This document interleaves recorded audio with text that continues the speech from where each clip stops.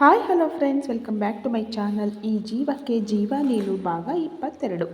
ಈ ನಡುವೆ ಅಮ್ಮನ ಆರೋಗ್ಯದಲ್ಲಿಯೂ ಏರುಪೇರಾಗುತ್ತಿತ್ತು. ಅಮ್ಮನ ಅಕ್ಕನ ಬಳಿ ಮಾತನಾಡಿ ಡಿಗ್ರಿ ಮುಗಿದ ಕೂಡಲೇ ಮುಂಬೈಗೆ ಹೋಗಿಬಿಟ್ಟೆ. ದಿನ ಕಳೆದಂತೆ ಅಮ್ಮನ ಆರೋಗ್ಯವೇನೋ ಸುಧಾರಿಸಿತು. ಆದರೆ ಪ್ರೀತಿಸಿದ ತಪ್ಪಿಗೆ, ನನ್ನ ಒಡಲಲ್ಲಿ ಪದೇ ಪದೇ ಕಾಣಿಸುವ ನೋವಿಗೆ ಔಷಧಿಯೇ ಇಲ್ಲದಂತಾಗಿತ್ತು. ಎಲ್ಲೋ ಕಳೆದು ಹೋದವನಂತೆ ಕುಳಿತಿರುತ್ತಿದ್ದ ನನ್ನನ್ನು ನೋಡಿ ನೊಂದುಕೊಂಡ ಅಮ್ಮ ನನ್ನಲ್ಲಿ ಮಾತನಾಡಿ ಅಪ್ಪನ ಆಸೆಯಂತೆ ಪೊಲೀಸ್ ಕೆಲಸಕ್ಕೆ ಪ್ರಯತ್ನಿಸುವಂತೆ ಹೇಳಿದರು. ಅವರ ಮಾತಿಗೆ ಒಪ್ಪಿ 3-4 ಬಾರಿ ಪೊಲೀಸ್ ಪರೀಕ್ಷೆ ಬರೆದ ಮೇಲೆ ವಾಪಸ್ಸಾಗಿ ಮುಂಬೈಯಲ್ಲೇ ಟ್ರೈನಿಂಗ್ ಸೇರಿಕೊಂಡೆ. ಕೆಲಸ ಸಿಕ್ಕ ಮೇಲೆ ಹೊಸ ಕೇಸ್, ಕೆಲಸದ ಒತ್ತಡ, ಟ್ರಾನ್ಸ್ಫರ್, ಅದು ಇದೆಂದು ಮನಸ್ಸಿನ ನೋವು ಪೂರ್ತಿಯಾಗಿ ಮರೆತೇ ಹೋಗಿತ್ತು. ಒಬ್ಬಂಟಿಯಾದಾಗ ನಿಮ್ಮೆಲ್ಲರ ನೆನಪಾಗುತ್ತಿತ್ತು. ನಿಮ್ಮನ್ನು ಸಂಪರ್ಕಿಸಿದರೆ ಎಲ್ಲಿ ಮತ್ತೊಮ್ಮೆ ಹಳೆಯದೆಲ್ಲ ನೆನಪಾಗಿ ಇನ್ನೆಷ್ಟು ಕೊರಗಬೇಕೋ ಎಂದು ಸುಮ್ಮನಿದ್ದೆ. ಆದರೆ ಭೂಮಿ ದುಂಡಾಗಿದೆ ಎನ್ನುವುದು ಬೇಗನೆ ತಿಳಿಯಿತು. ಎಲ್ಲಿಂದ ಎಲ್ಲವನ್ನು ಮರೆಯಬೇಕೆಂದು ಹೊರಟು ಹೋಗಿದ್ದೇನೋ ಪುನಃ ಅಲ್ಲಿಗೆ ಬಂದು ನಿಂತಿದ್ದೇನೆ. ಪುಣೆಗೆ ಟ್ರಾನ್ಸ್ಫರ್ ಆದಾಗ ನಿಮ್ಮನ್ನೆಲ್ಲ ಭೇಟಿಯಾಗಬೇಕೆಂದು ತುಂಬ ಖುಷಿಪಟ್ಟಿದ್ದೆ. ಆದರೆ ಆ ಆಕ್ಸಿಡೆಂಟ್ ಯಾರನ್ನು ಮತ್ತೆ ನೋಡಬಾರದೆಂದು ನಿರ್ಧರಿಸಿದ್ದೇನೋ ಅವಳನ್ನೇ ಕಣ್ಮುಂದೆ ತಂದು ನಿಲ್ಲಿಸಿತ್ತು ಎಂದು ದೀರ್ಘ ಉಸಿರು ಹೊರಚೆಲ್ಲಿದವನ ಕಣ್ಣಂಚು ತೇವವಾಗಿತ್ತು. ಗೆಳೆಯನನ್ನು ಬರಸೆಳೆದು ತಬ್ಬಿಕೊಂಡ ಚಾರ್ಲಿ ಅವನ ಬೆನ್ನನ್ನು ಸವರುತ್ತಾ, ಸಾರಿ ಕಣೋ, ಹೇಳದೆ ಕೇಳದೆ ಹೋದೆ ಎಂದು ನಿನ್ನ ಬಗ್ಗೆ ತುಂಬ ತಪ್ಪಾಗಿ ತಿಳಿದುಕೊಂಡಿದ್ದೆವು. ಮನಸ್ಸಲ್ಲಿ ಇಷ್ಟೊಂದು ನೋವಿನ ಮೂಟೆ ಹೊತ್ತು ತಿರುಗುತ್ತಿದ್ದಿ ಎಂದು ಕಾಲೇಜು ದಿನಗಳಲ್ಲೇ ತಿಳಿದಿದ್ದರೆ ಎಲ್ಲವನ್ನು ಬದಲಿಸಬಹುದಿತ್ತು. ಆದರೆ ಇಟ್ಸ್ ಟೂ ಲೇಟ್.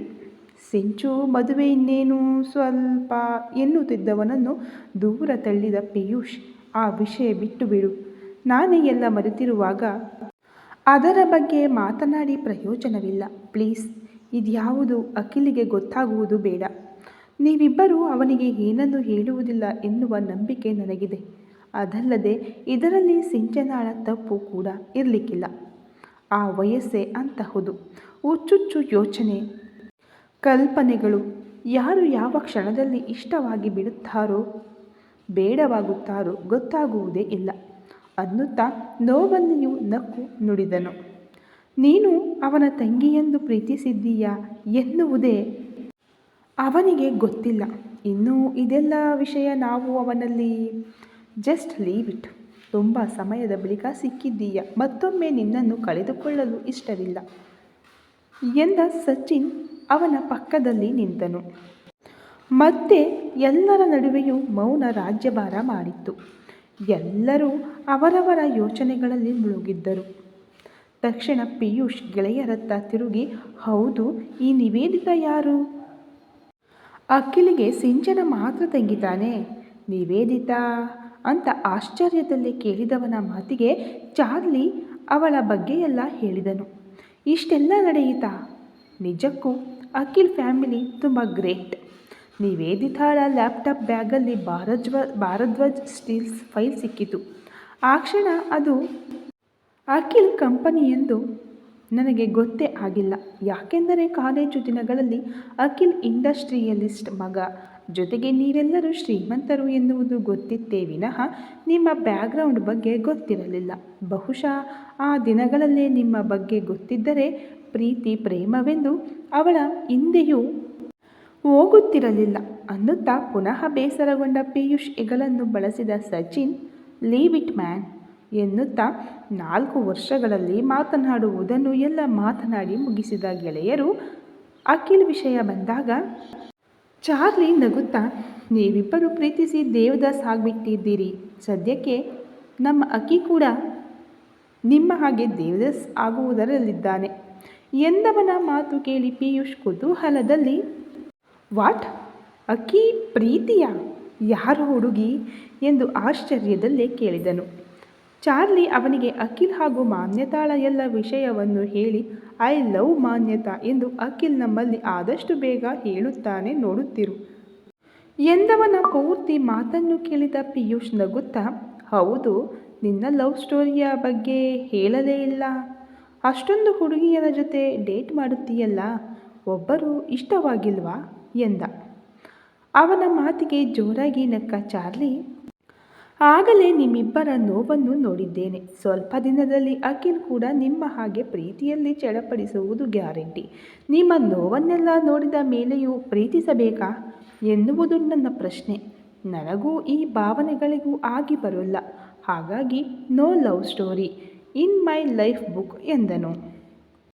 ಮಾತಿನ ನಡುವೆ ಸಚಿನ್ ಮೊಬೈಲ್ ರಿಂಗಣಿಸಿದಾಗ ಕರೆ ಸ್ವೀಕರಿಸಿದವನು ಕೈ ಗಡಿಯಾರದತ್ತ ನೋಡಿ, ಲೆಟ್ಸ್ ಗೋ, ಗಂಟೆ 12 ಆಯಿತು, ಮಾಲ್ ಆಗಲೇ ಕ್ಲೋಸ್ ಆಗಿದೆ, ಈಗಷ್ಟೇ ಕೆಲಸ ಮುಗಿಸಿದ ಮ್ಯಾನೇಜ್ಮೆಂಟ್ ಹುಡುಗ ಕರೆ ಮಾಡಿದ ಎಂದು ಗೆಳೆಯರ ಜೊತೆ ಕೆಳಗಡೆ ಬಂದು ಆ ಹುಡುಗನಲ್ಲಿ ಮಾತನಾಡಿ ಕಾರತ್ತಿದನು. ಪಿಯೂಷನ್ನು ಅವನ ಪೊಲೀಸ್ ಕ್ವಾರ್ಟರ್ಸ್ ಬಳಿ ಇಳಿಸಿ ಚಾರ್ಲಿಯನ್ನು ಮನೆಗೆ ಬಿಟ್ಟ ಸಚಿನ್ ತನ್ನ ಮನೆಯತ್ತ ಹೊರಟನು. ವಾರಗಳ ಬಳಿಕ ತುಸು ಚೇತರಿಸಿದ ನಿವೇದಿತಾಳ ಕೆಲವೊಂದು ಚೆಕಪ್ ಮಾಡಲು ಡಾಕ್ಟರ್ ಅವಳನ್ನು ಆಸ್ಪತ್ರೆಗೆ ಕರೆದುಕೊಂಡು ಬರುವಂತೆ ಹೇಳಿ, ಅವರ ಸಲಹೆಯಂತೆ ಅವಳ ಕೆಲವೊಂದು ಟೆಸ್ಟ್ ಮಾಡಿಸಿಕೊಂಡು ಬರಲು ವಾಸುದೇವ್ ಬಳಿ ಹೇಳಿ ಹೋದರು. ಗಂಟೆಗಳ ಬಳಿಕ ಟೆಸ್ಟ್ ರಿಪೋರ್ಟ್ ಹಿಡಿದು ಡಾಕ್ಟರ್ ಕ್ಯಾಬಿನ್ನಿಗೆ ಬಂದ ಅಪ್ಪ ಮಗಳನ್ನು ಕೂರುವಂತೆ ಹೇಳಿದ ಡಾಕ್ಟರ್ ಅವಳೆಲ್ಲ ರಿಪೋರ್ಟನ್ನು ನೋಡಿ, ನಥಿಂಗ್ ಟು ವರಿ ಸರ್, ತಲೆಗಾದ ಗಾಯ ಒಣಗಿದೆ, ಹಾಗಾಗಿ ಇನ್ನು ಬ್ಯಾಂಡೇಜ್ ಅಗತ್ಯವಿಲ್ಲ. ಅವಳಿಗೆ ಹಾಗೆಯೇ ಕುತ್ತಿಗೆಯ ಎಕ್ಸ್ರೇ ನಾರ್ಮಲ್ ಆಗಿದೆ. ಈ 1 ವಾರ ಆ ಕುತ್ತಿಗೆಗೆ ಹಾಕಿದ ಸಪೋರ್ಟ್ ಹಾಗೆಯೇ ಇರಲಿ. ಉಳಿದಂತೆ ನಿಮ್ಮ ಮಗಳು ಆರೋಗ್ಯವಾಗಿದ್ದಾಳೆ.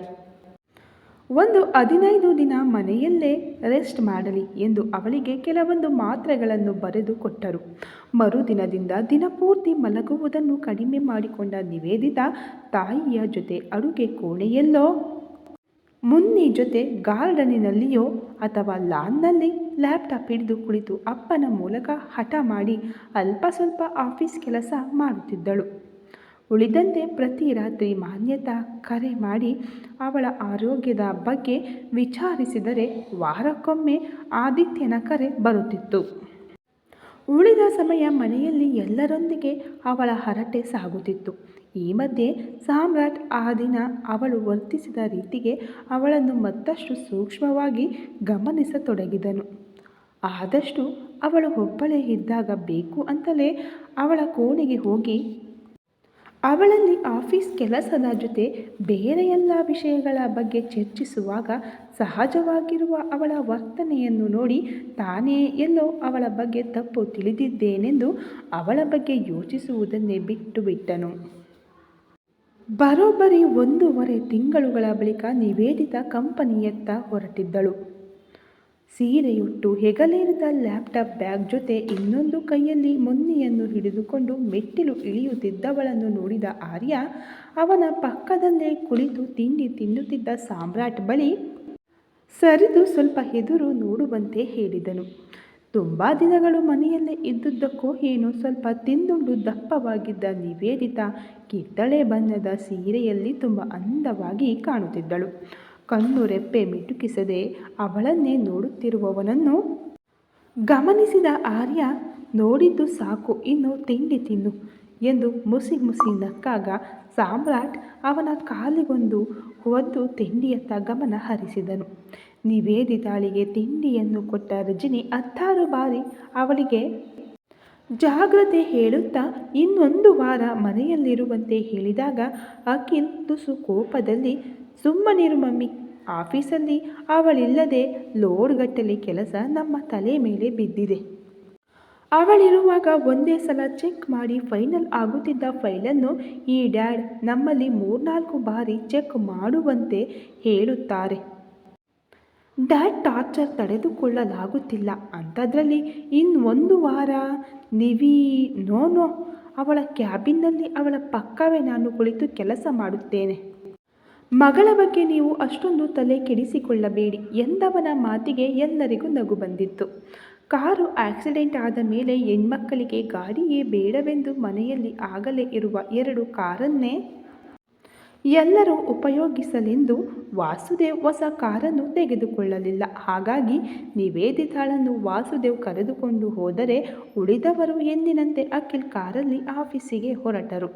ಆಫೀಸಿಗೆ ಬಂದ ನಿವೇದಿತಾಳನ್ನು ಓಡಿ ಬಂದು ಸ್ವಾಗತಿಸಿದ ಮಾನ್ಯತಾ ಖುಷಿಯಲ್ಲಿ ಅವಳನ್ನು ತಬ್ಬಿಕೊಳ್ಳಲು ಹೊರಟಾಗ ಅವಳ ಹಿಂದಿರುವ ಅಖಿಲನನ್ನು ನೋಡಿ ಪಕ್ಕಕ್ಕೆ ಸರಿದು ಸಿಂಚನಾಳ ಹತ್ತಿರ ನಿಂತಳು.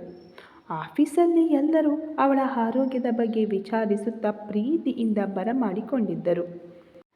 ಅಪ್ಪನ ಜೊತೆ ತನ್ನ ಕ್ಯಾಬಿನ್ನ ಒಳಗಡೆ ಬಂದ ನಿವೇದಿತಾಳಿಗೆ ಅಲ್ಲಿ ಸಾಮ್ರಾಟ್ ಹ್ಯಾಂಡಲ್ ಮಾಡುವ ಡಿಪಾರ್ಟ್ಮೆಂಟ್ ಫೈಲನ್ನು ನೋಡಿ ಅಪ್ಪ ಇಲ್ಲಿ ಅಂತ ಫೈಲನ್ನು ಅವರತ್ತ ಚಾಚಿ ಕೇಳಿದಳು. ಓ ಇದಾ? ಸಾಮ್ರಾಟ್ ತನ್ನ ಕೆಲಸದ ಜೊತೆ ನೀನು ಮಾಡಬೇಕಾಗಿದ್ದ ಕೆಲಸವನ್ನು ನೋಡಿಕೊಳ್ಳುತ್ತಿದ್ದ. ಒಮ್ಮೆ ಅವನ ಇನ್ನೊಮ್ಮೆ ನಿನ್ನ ಕ್ಯಾಬಿನ್ ಎಂದು 10 ಬಾರಿ ಓಡಾಡುತ್ತಿದ್ದವನಲ್ಲಿ ಎಲ್ಲ ಡಿಪಾರ್ಟ್ಮೆಂಟಿಗೂ ಹತ್ತಿರದಲ್ಲಿರುವ ನಿನ್ನ ಕ್ಯಾಬಿನ್ನಲ್ಲೇ ಕೂರುವಂತೆ ನಾನೇ ಹೇಳಿದ್ದೆ. ವೆಯ್ಟ್ ಜೋಸೆಫ್ ಬಳಿ ಆ ಎಲ್ಲ ಫೈಲನ್ನು ತೆಗೆದುಕೊಂಡು ಹೋಗುವಂತೆ ಹೇಳುತ್ತೇನೆ ಎನ್ನುವುದರ ಜೊತೆ 10 ಬಾರಿ ಅವಳಿಗೆ ಜಾಗ್ರತೆ ಹೇಳುವಾಗ ಅಲ್ಲಿಗೆ ಬಂದ ಸಾಮ್ರಾಟ್ ಅಂಕಲ್ ನನ್ನ ಫೈಲ್ ಅನ್ನುತ್ತಾ ನಿವೇದಿತಾಳತ್ತ ನೋಡುತ್ತಾ ಹೇಳಿದನು. ಫೈಲ್ ಜೊತೆ ಅಲ್ಲಿದ್ದ ಅವನ ಲ್ಯಾಪ್ಟಾಪ್ ಎಲ್ಲವನ್ನು ಸಾಮ್ರಾಟ್ ಕೈಗಿಟ್ಟವಳು ಇಷ್ಟು ದಿನ ನನ್ನೆಲ್ಲ ಕೆಲಸವನ್ನು ನೋಡಿಕೊಂಡಿದ್ದಕ್ಕೆ ಥ್ಯಾಂಕ್ಸ್ ಎ ಲಾಟ್ ಎಂದು ನಸುನಗುತ್ತಾ ನುಡಿದಳು. ಇಟ್ಸ್ ಓಕೆ ಎನ್ನುತ್ತಾ ಫೈಲ್ ಲ್ಯಾಪ್ಟಾಪ್ ಹಿಡಿದು ಹೊರಬಂದ ಸಾಮ್ರಾಟ್ ತನ್ನ ಕ್ಯಾಬಿನ್ನತ್ತ ನಡೆದನು. ವಾಸುದೇವ್ ಅಲ್ಲಿಂದ ಹೊರಟ ಕೂಡಲೇ ಮಾನ್ಯತಾ ನಿವೇದಿತಾಳ ಕ್ಯಾಬಿನ್ಗೆ ಹೋಗಿ ಅವಳನ್ನು ಗಟ್ಟಿಯಾಗಿ ತಬ್ಬಿಕೊಂಡು ನಿಮ್ಮನ್ನು ತುಂಬ ದಿನಗಳ ಬಳಿಕ ನೋಡಿದ ಖುಷಿಗೆ ನನಗಿವತ್ತು ನೀವೆಷ್ಟು ಬೈದರೂ ಬೇಜಾರಿಲ್ಲ. ಐ ಮಿಸ್ಡ್ ಯು ಲಾಟ್ ಎಂದು ಅವಳ ಕೆನ್ನೆಗೆ ಮುತ್ತಿಟ್ಟು ಮತ್ತೊಮ್ಮೆ ಅವಳನ್ನು ತಬ್ಬಿಕೊಂಡಳು. ಮಾನ್ಯತಾ ಹಿಂದೆಯೇ ಬಂದಿದ್ದ ಅಖಿಲ್ ತನ್ನನ್ನು ನೋಡಿದ ನಿವೇದಿತಾಳಿಗೆ ಸುಮ್ಮನಿರುವಂತೆ ಕೈಸನ್ನೆ ಮಾಡಿ ಬಾಗಿಲಲ್ಲೇ ಅವರಿಬ್ಬರ ಮಾತನ್ನು ಕೇಳುತ್ತಾ ನಿಂತವನಿಗೆ ತನ್ನನ್ನು ನೋಡಿದರೆ ಮಾತೇ ಮರೆತಂತೆ ಇರುವ ಮಾನ್ಯತಾ ಇವಳೇನಾ ಅಂತನಿಸಿತು. ನಿಮಿಷಗಳಾದರೂ ಅವರ ಮಾತೇ ಮುಗಿಯದಿದ್ದಾಗ can I join you people ಎಂದು ನಗುತ್ತಾ ಕೇಳಿದವನಿಗೆ ನಿವೇದಿತಾ ಕಣ್ಣಲ್ಲೇ ಗದರಿದರೆ ಮಾನ್ಯತಾ ತಕ್ಷಣ ನಿವೇದಿತಾಳಿಂದ ದೂರ ಸರಿದಳು. ನಿವಿ ಜಾಸ್ತಿ ಕೆಲಸ ಮಾಡಿ ಆಯಾಸಗೊಳ್ಳಬೇಡ. ಇದ್ದಾಳಲ್ಲ ನಿನ್ನ PA ಇವಳಿಗೆ ಹೇಳಿ ಕೆಲಸ ಮಾಡಿಸು. ಸ್ವಲ್ಪ ದಿನ ನನ್ನ ಮತ್ತು ಸಿಂಚು ಫೈಲ್ಸ್ ಎಲ್ಲ ಸಾಮ್ರಾಟ್ ಫೈನಲೈಸ್ ಮಾಡುತ್ತಾನೆ ಎಂದು ತಲೆ ತಗ್ಗಿಸಿ ನಿಂತಿರುವ ಮಾನ್ಯತಾಳನ್ನು ನೋಡಿ ಹೋಯ್ ನಿವಿ ಹೀಗಷ್ಟೇ ಚೇತರಿಸಿಕೊಳ್ಳುತ್ತಿದ್ದಾಳೆ ಅಂಥದ್ರಲ್ಲಿ ಗೀ ಎಂದುಕೊಂಡು ಗಂಟೆಗಟ್ಟಲೆ ಅವಳಲ್ಲಿ ಮಾತನಾಡಿ ಅವಳಿಗೆ ತಲೆನೋವು ಬರುವಂತೆ ಮಾಡಬೇಡ ಎಂದು ಗದರಿಯೇ ಅಲ್ಲಿಂದ ಹೊರಗಡೆ ಹೋದನು. ಅಖಿಲ್ ಹೋದತ್ತಲೇ ನೋಡಿ ನಕ್ಕ ನಿವೇದಿತಾ ಈ ಜನ್ಮದಲ್ಲಿ ಇವನಿಗೆ ನಿನ್ನ ಮೇಲಿನ ಸಿಟ್ಟು ಕಡಿಮೆಯಾಗುವ ಹಾಗೆ ಕಾಣುವುದಿಲ್ಲ ಬಿಡು. ನಾನು ಇಲ್ಲದಿರುವಾಗ ಅಪ್ರೂವ್ ಆದ ಪ್ರಾಜೆಕ್ಟ್ ಹಾಗೂ ಅಖಿಲ್ ಸಿಂಚನ ಸಾಮ್ರಾಟ್ ಡಿಪಾರ್ಟ್ಮೆಂಟ್ ಫೈಲ್ಸ್ ನನಗೆ ಬೇಕು. ಇವತ್ತು ಅದನ್ನೇ ನೋಡುತ್ತೇನೆ ಅಂತ ಮಾನ್ಯತಾ ಬಳಿ ಹೇಳಿ ಅವಳನ್ನು ಅಲ್ಲಿಂದ ಕಳುಹಿಸಿದಳು. ಅರ್ಧ ಗಂಟೆಯ ಬಳಿಕ ಅವಳು ಕೇಳಿದ ಫೈಲ್ ಎಲ್ಲ ಅವಳ ಟೇಬಲ್ ಮೇಲಿತ್ತು. ಒಂದೊಂದನ್ನೇ ಗಮನಿಸುತ್ತಿದ್ದವಳಿಗೆ ಅಚಾನಕ್ಕಾಗಿ ತಲೆ ನೋಯಲು ಶುರುವಾಯಿತು. ಆದರೂ ಅದನ್ನು ಲೆಕ್ಕಿಸದೆ ಫೈಲ್ ನೋಡುತ್ತಿದ್ದವಳಿಗೆ ಇದ್ದಕ್ಕಿದ್ದಂತೆ ಕತ್ತಲೆ ಆದಂತಾಗ ಫೈಲನ್ನು ಅಲ್ಲೇ ಮಡಚಿಟ್ಟು ತನ್ನ ಕುರ್ಚಿಗೆ ಹೊರಗೆ ಕೂತವಳ ಮೈ ಪೂರ್ತಿ ಕ್ಷಣದಲ್ಲಿ ಬೆವರಿತ್ತು. 1-2 ನಿಮಿಷ ಹಾಗೆಯೇ ಕೂತವಳು ತಕ್ಷಣ ಎದ್ದು ಪಕ್ಕದಲ್ಲೇ ಇದ್ದ ರೆಸ್ಟ್ ರೂಮ್ ಹೊಕ್ಕಿದಾಗ ಬೆಳಿಗ್ಗೆ ತಿಂದಿದ್ದೆಲ್ಲ ವಾಂತಿಯಾಗಿ ಮುಖಕ್ಕೆ ನೀರನ್ನು ಚುಮುಕಿಸಿಕೊಂಡು ಅಲ್ಲೇ 1-2 ನಿಮಿಷ ಕೂತವಳ ಕಂಗಳು ಕಣ್ಣೀರಿನಿಂದ ತುಂಬಿದ್ದವು. ನಿಮಿಷಗಳ ಬಳಿಕ ಕ್ಯಾಬಿನ್ ಒಳಗಡೆ ಬಂದು ಮೊಬೈಲ್ ಹಿಡಿದು ಒಂದು ನಂಬರ್ ಡಯಲ್ ಮಾಡಿ ಹಲೋ ಡಾಕ್ಟರ್ ಅಲೋಕ್, ನಿಮ್ಮ ಅಪಾಯಿಂಟ್ಮೆಂಟ್ ಸಿಗಬಹುದಾ ಅಂತ ಅವರಲ್ಲಿ 1-5 ನಿಮಿಷ ಮಾತನಾಡಿ ಫೋನಿಟ್ಟಳು. ಸಂಜೆಯವರೆಗೆ ತನ್ನ ಆರೋಗ್ಯದಲ್ಲಾಗುತ್ತಿದ್ದ ಬದಲಾವಣೆಯ ಬಗ್ಗೆ ಯಾರಲ್ಲೂ ಹೇಳದೆ ಎಲ್ಲರೊಂದಿಗೆ ನಗುತ್ತಾ ಕೆಲಸದ ಬಗ್ಗೆ ಚರ್ಚಿಸುತ್ತಾ ಮನೆ ಸೇರಿದಳು. ಡಾಕ್ಟರ್ ಅಲೋಕ್ MBBS ನ್ಯೂರೋಸರ್ಜನ್ ಇರುವ ಕ್ಯಾಬಿನ್ ಎದುರು ಕುಳಿತಿದ್ದ ನಿವೇದಿತಾಳನ್ನು ಸ್ವಲ್ಪದರಲ್ಲಿ ಡಾಕ್ಟರ್ ಒಳಗೆ ಕರೆದಿದ್ದರು. ಅವಳು ಕೊಟ್ಟ ಫೈಲನ್ನು ತೆಗೆದುಕೊಂಡ ಡಾಕ್ಟರ್ ಒಮ್ಮೆ ಅವಳತ್ತ ಸೂಕ್ಷ್ಮವಾಗಿ ನೋಡಿ, ನಿವೇದಿತಾ, ಎಷ್ಟು ಸಲ ಹೇಳಲಿ, ಮುಂದಿನ ಬಾರಿ ಬರುವಾಗ ನಿನ್ನ ಜೊತೆ ಯಾರಾದರೊಬ್ಬರನ್ನ ಕರೆದುಕೊಂಡು ಬಾ ಎಂದು. ನಾನೇ ಖುದ್ದಾಗಿ ನಿನ್ನ ಅಪ್ಪ ಅಮ್ಮನಿಗೆ ಕರೆ ಮಾಡಿ ಕರೆಸಲಾ ಹೇಗೆ ಅನ್ನುತ್ತಾ ಫೈಲಿನತ್ತ ದೃಷ್ಟಿ ನೆಟ್ಟು ಕೇಳಿದವರ ಮಾತಿಗೆ ಅವಳ ಮೌನವೇ ಉತ್ತರವಾಗಿತ್ತು. ತಲೆ ಎತ್ತಿ ಅವಳನ್ನು ನೋಡಿದವರು, ನಿವೇದಿತಾ ನಿನ್ನ ಜೊತೆಯಲ್ಲೇ ಮಾತನಾಡುತ್ತಿರುವುದು. You are in second stage of ಅಂತ ಮುಂದೇನು ಹೇಳುವ ಮೊದಲೇ ಕ್ಯಾಬಿನ್ ಬಾಗಿಲು ತಳ್ಳಿಕೊಂಡು ಬಂದು, ಹಲೋ, ಸಾರಿ ಫಾರ್ ಡಿಸ್ಟರ್ಬೆನ್ಸ್. ಆಗಿನಿಂದ ನಿನಗೆ ಕರೆ ಮಾಡುತ್ತಿದ್ದೇನೆ. ಅರ್ಧ ಗಂಟೆಯ ಬಳಿಕ ನನ್ನ ಫ್ರೆಂಡ್ ಒಬ್ಬರು ಬರುತ್ತಾರೆ. ಹಾಗಾಗಿ ಬೇರೆ ಪೇಷಂಟ್ ಫೈಲ್ ತೆಗೆದುಕೊಳ್ಳಬೇಡ. It's emergency, please. ಹಾಗೆಯೇ ನನಗೆ ನ್ಯೂರಾಲಜಿ ಬಗ್ಗೆ ನಿನ್ನಲ್ಲಿರುವ ಒಂದೆರಡು ಪುಸ್ತಕ ಬೇಕು, ತೆಗೆದುಕೊಂಡು ಹೋಗುತ್ತೇನೆ. ಯು ಕ್ಯಾರಿಯನ್ ಎಂದು ಬುಕ್ ಸೆಲ್ಫ್ ಪಕ್ಕ ಹೋಗಿ ಒಂದು ಪುಸ್ತಕ ಹಿಡಿದು ಅಲೋಕ್ ಬಳಿ ಏನೋ ಕೇಳಲು ತಿರುಗಿದಾಗ ಅವನ ಎದುರುಗಡೆ ಕುಳಿತಿರುವ ನಿವೇದಿತಾಳನ್ನು ನೋಡಿದವಳಿಗೆ ಆಶ್ಚರ್ಯವಾಗಿತ್ತು. ಕೈಯಲ್ಲಿದ್ದ ಪುಸ್ತಕ ಅಲ್ಲೇ ಇಟ್ಟು, ನೀನಿಲ್ಲಿ ಅಂತ ಅವಳ ಹೆಗಲ ಮೇಲೆ ಕೈ ಇಟ್ಟಾಗ ಅವಳು ವಾಸ್ತವಕ್ಕೆ ಬಂದಿದ್ದಳು. ಪಕ್ಕದಲ್ಲಿರುವ ಡಾಕ್ಟರ್ ತಾಹಿರಾಳನ್ನು ನೋಡಿದವಳಿಗೆ ಗಾಬರಿಯಾಗಿತ್ತು. ಡಾಕ್ಟರ್, ನೀವಿಲ್ಲಿ ಎಂದು ಆಘಾತದಲ್ಲೇ ಎದ್ದು ನಿಂತವಳನ್ನು ನೋಡಿದ ತಾಹಿರಾ ಅವಳನ್ನು ಕೂರಿಸಿ, ಅಲೋಕ್, ಇವಳಿಗೇನಾಗಿದೆ, ಇವಳು ಇಲ್ಲಿ ಎಂದು ಗೊಂದಲದಲ್ಲೇ ಟೇಬಲ್ ಮೇಲಿದ್ದ ನಿವೇದಿತಾ ಹೆಸರಿನ ಫೈಲ್ ಮೇಲೆ ಅವಳ ದೃಷ್ಟಿ ಹರಿದಾಗ ಫೈಲನ್ನು ಕೈಯಲ್ಲಿಡಿದು ನೋಡಿದವಳಿಗೆ ಸಿಡಿಲೆರಗಿದಂತಿತ್ತು. Alok, what is this? ನಿವೇದಿತಳಿಗೆ ಬ್ರೈನ್ ಟ್ಯೂಮರ್ ಎಂದು ಆಘಾತದಲ್ಲೇ ಕೇಳಿದಳು. ತಾಹಿರಾ, ಇವಳು ನಿನಗೆ ಗೊತ್ತಾ ಎಂದು ಗೊಂದಲದಲ್ಲೇ ಅಲೋಕ್ ಅವರಿಬ್ಬರನ್ನು ಬದಲಿಸಿ ನೋಡುತ್ತಾ ಕೇಳಿದ ಪ್ರಶ್ನೆಗೆ, ಶಿ ಈಸ್ ಮೈ ಪೇಷಂಟ್. ಅದೇ ಹೇಳುತ್ತಿದ್ದೆಯಲ್ಲ, ಬೆಂಗಳೂರು ಆಕ್ಸಿಡೆಂಟ್ ಕೇಸ್, 9 ತಿಂಗಳು ಕೋಮಾದಲ್ಲಿದ್ದಳು. ವಾಸುದೇವ್ ಭಾರದ್ವಾಜ್ ಮಗಳು ನಿವೇದಿತಾ ಭಾರದ್ವಾಜ್ ಇವಳೇ ಅಂದಾಗ, ಓ ಮೈ ಗಾಡ್. ತಾಹಿರಾ, ಪ್ಲೀಸ್ ಆದಷ್ಟು ಬೇಗ ಇವಳ ಮನೆಯವರಿಗೆ ಕಾಲ್ ಮಾಡು. 2 ತಿಂಗಳ ಹಿಂದೆ ನನ್ನಲ್ಲಿಗೆ ಬಂದು ಕೌನ್ಸಲಿಂಗ್ ಮಾಡಿಕೊಂಡು ಹೋಗಿದ್ದಳು. ಆಗಲೇ ಟ್ಯೂಮರ್ ಸ್ಟೇಜ್ 2 ಅಲ್ಲಿತ್ತು. ರೇಡಿಯೇಷನ್ ಥೆರಪಿ ಅಥವಾ ಚಿಕ್ಕದೊಂದು ಸರ್ಜರಿ ಮಾಡಿದರೆ ಟ್ಯೂಮರ್ ಕ್ಯೂರ್ ಆಗಬಹುದು. ಹಾಗೆಯೇ ಬಿಟ್ಟರೆ ಸ್ಟೇಜ್ಗೆ ಎಂಟರ್ ಆಗುತ್ತೆ. ಮುಂದಿನ ವಾರ ಬರುವಾಗ ಮನೆಯವರನ್ನು ಕರೆತನ್ನಿ ಎಂದು ಹೇಳಿದ್ದೆ, ಆದರೆ ಅವಳು ಈಗ ಬಂದಿದ್ದಾಳೆ. We have to do surgery now. ಇಲ್ಲವೆಂದರೆ it's difficult to save her ಎಂದವರ ಮಾತು ಕೇಳಿ ತಾಹಿರಾಳಿಗೆ ಮತ್ತೊಮ್ಮೆ ಆಘಾತವಾದರೆ ನಿವೇದಿತಾ ಕಣ್ಣಿಂದ ಹರಿದ ಕಣ್ಣೀರು ಕೆನ್ನೆಯನ್ನು ತೋಯಿಸಿತ್ತು. ಅಲೋಕ್ ಬಳಿ ಮೊನ್ನೆಯಷ್ಟೇ ಅವಳಿಗಾದ ಆಕ್ಸಿಡೆಂಟ್ ಬಗ್ಗೆ ತಿಳಿಸಿ ಅವಳಲ್ಲಿ ಖುದ್ದಾಗಿ ತಾನು ಸ್ವಲ್ಪ ಹೊತ್ತು ಮಾತನಾಡಬೇಕೆಂದು ಹೇಳಿ ಅಲ್ಲಿಂದ ನಿವೇದಿತಳನ್ನು ಕರೆದುಕೊಂಡು ತನ್ನ ಕ್ಯಾಬಿನ್ ಹೊಕ್ಕ ತಾಹಿರಾ ಅಲ್ಲೇ ಇದ್ದ ತನ್ನ ಸಹಾಯಕಿ ನರ್ಸ್ ಬಳಿ 1-2 ಗಂಟೆ ಯಾರನ್ನೂ ಒಳಗಡೆ ಬಿಡಬೇಡವೆಂದಳು. ನಿವೇದಿತಾಳನ್ನು ಅಲ್ಲೇ ಕುರ್ಚಿಯಲ್ಲಿ ಕೂರಿಸಿ ಅವಳ ಎದುರಲ್ಲೇ ಕೂತ ತಾಹಿರಾ, ನಿವೇದಿತಾ, ಏನು ಮಾಡಲು ಹೊರಟಿದ್ದೀಯಾ? ನಿನ್ನ ಬಗ್ಗೆ ಬಿಡು.